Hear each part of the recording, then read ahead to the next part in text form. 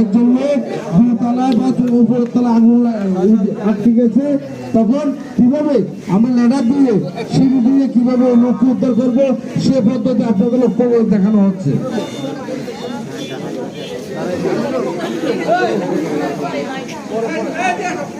সে লোককে আমি কিভাবে উদ্ধার করবো, আমাদের ফায়ার ফাইটার কিভাবে লোককে উদ্ধার করে, উদ্ধার পদ্ধতি ফায়ার মিলিটারি উদ্ধার পদ্ধতি করে এই আস্তে আস্তে আপনারা লক্ষ্য করুন, আপনারা লক্ষ্য করুন।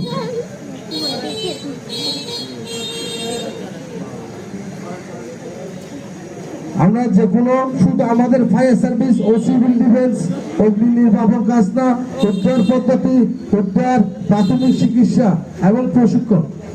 ফায়ার সার্ভিসের 4টি প্রধান কাজ: অগ্নি নির্বাপন, উদ্ধার, প্রাথমিক চিকিৎসা এবং প্রশিক্ষণ।